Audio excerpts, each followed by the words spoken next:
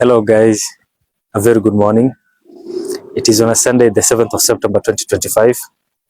So this is the story of how Kenya recruited young men from Garissa, Wajir, Mandera, Isiolo, basically northeastern Kenya and also parts of coastal Kenya to fight for the Rascamboni brigade and eventually join the Jubaland forces. The soldiers that you see right now, the Jubaland forces that you see right now, who are in Mandera and are causing mayhem in Mandera, are Kenyans. 99% of them are Kenyans. And that's why the Jubaland forces, the rest of the Jubaland forces, that is the Jubaland administration, and the rest of the Jubaland forces or forces allied to the Jubaland administration are not coming to their aid. And this is why the Somali National Army is attacking them. This is why the Somali National Army doesn't want them within Somalia. So basically, these guys are all Kenyans. But I'll give you a story of how General Karangi, Mwai Kibaki, and Yusuf Haji recruited about 10,000 young men to fight alongside the Kenya Defence Forces with the promise that they will be absorbed by the Kenya Defence Forces, and also some of them will be absorbed by the Kenya Police Service. But it never happened. So this story began in mid 2011. That is was at the peak of when foreigners were being abducted from the Dadaab, that is in Garissa, and also the coastal part of Kenya. So basically, also let me tell you that these foreigners were not being abducted by Al-Shabaab. They were being abducted by clan militias that wanted to pull Kenya into this war. So that will be a story for another day. But let me now explain to you how about 10,000 young Kenyans were taken to Manyani from Garissa, Wajir, Mandera, Isiolo, and also coastal part of Kenya, were taken to Manyani for a 3-month training. They were trained by instructors from the Kenya Defence Forces. And after that, that is in 2011, mid 2011. And by September 2011, they were in the front lines.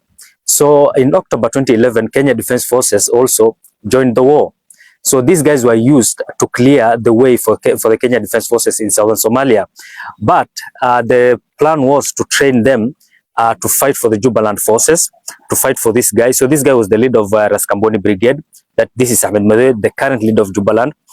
He cut off from the rest of Al-Shabaab because he was a leader within Al-Shabaab. He was a leader in the Islamic Court Unions. The Islamic Court Unions were dismantled in 2006 and 2007 by the Ethiopian government. Then after that, he joined Al-Shabaab. Then he couldn't stay with Al-Shabaab. So in 2009, he abandoned Al-Shabaab. He cut off with fighters. He called himself and his fighters the Rascamboni Brigade. So they decided to hide within Rascamboni. Rascamboni is an area within near Kismayo.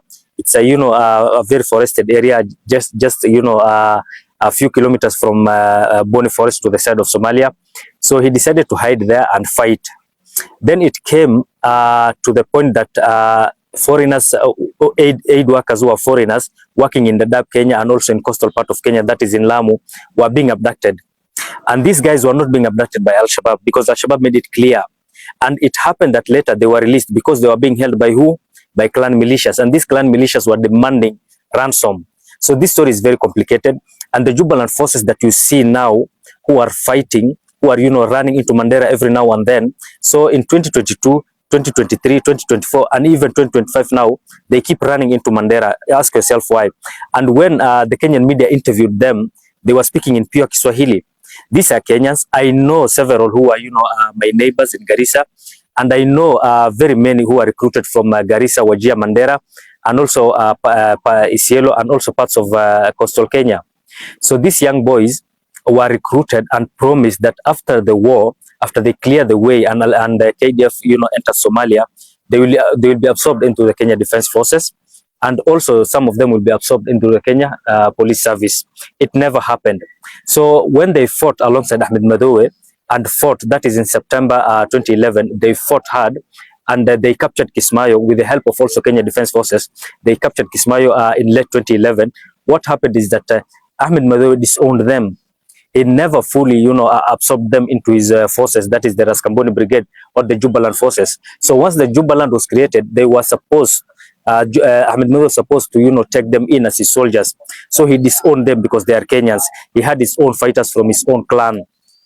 So what happened is that he decided to give them weapons and technicals, and tell them to go and live or stay at the Kenya-Somali border, that is in Belet Hawa, in Doble, also in the near Lamu. So these guys were staying in 3 different places, but along the Kenya-Somali border. So they were very close to Kenya, and they were never actually officially part of the Kenya Defense Forces or part of the Kenya Police Service or part of even Kenya, and they were never also part of the Jubaland forces. So this is very confusing, and it's very sad that these young boys are Kenyans. They were, picked by being promised that they will be recruited or they will be absorbed after recruitment, and after they fight and clear the way for the Kenya Defense Forces and, fight in the front lines and clear the way so that the Kenya Defense Forces can capture Kismayo, they will be absorbed into the Kenya Defense Forces. That is during Karangi's time. During Karangi's time, during Kibaki's time, during Yusuf Haji's time, that is in 2011. So what happened is that these guys fought. Very many of them were killed. There were about 10,000 who were trained in Manyani. About 5,000, I'll say, were killed, and the rest, remained. So about also 2,000 of them pledged allegiance to Al-Shabaab because they were abandoned by both Kenya and Jubaland. So now what you are seeing is that the remnants of what is remaining of the young Kenyans who are recruited to fight for the Rascamboni brigade, and now they are calling themselves the Jubaland administration. The remaining ones, these ones that you see now who are fighting in Mandera, have decided to remain, they have decided, to stay put and call themselves the Jubaland forces, though they are not, considered as Jubaland forces or even Somalis. And that is why the Somali National Army now has moved about 2 divisions. 2 divisions of the Somali National Army are based now in Gedo region, one in Belet Hawo near Mandera, and another one within Gedo town. So their aim is to make sure that these young Kenyans who are fighting for Jubaland don't come back to Somalia, and they keep, shelling Mandera town every now and then. And also, you ask yourself why the Kenya Defense Forces has allowed them to set, base within Mandera. That is very abnormal. So these guys were the young Kenyans who were picked from Garissa, Wajir, Mandera, Isiolo, and Lamu, and the part of coastal Kenya, and they were promised that they should fight. Once they fight for the Rascamboni brigade, they will either join the Rascamboni brigade or they will be absorbed by the Kenyan security forces. But it never happened. They were abandoned. They were left. They were left in no man's land, and they decided now to stay put. And they're actually very peaceful. They decided to stay put within the Kenyan-Somali border, just along the Kenyan-Somali border. And they don't fight Al-Shabaab, they don't fight the Kenya Defense Forces. They, pretend to be Jubaland forces, but they are not Jubaland forces because Jubaland has, disowned them. For the last 2 months, these guys ran away into Kenya. They ran from Belet Hawo into Kenya. Belet Hawo is just like 10 kilometers from Kenya, from Mandera. So they ran into Mandera. They were running away from the Somali National Army. Why? Because the Somali National Army does not consider them as Somalis. They don't consider them as as Jubaland forces, and the Jubaland forces who are supposed to come to their aid, who are based in Afmedo and parts of Gedo, and also in Dolo and also in Kismayo, never came to their aid. You ask yourself why they never came to their aid. So these are young men who are recruited in Manyani. They are Kenyans. They were picked from the streets of Garissa, Wajir, Mandera, and coastal towns, and they were brought into Manyani. They were trained by Kenya Defense Forces instructors. That is in mid-2011. And in September 2011, they were actually inside Somalia fighting. And they were fighting alongside Ahmed Madowe. They were actually fighting to help an Islamist capture Kismayo. So I will talk about how Kenya actually, that is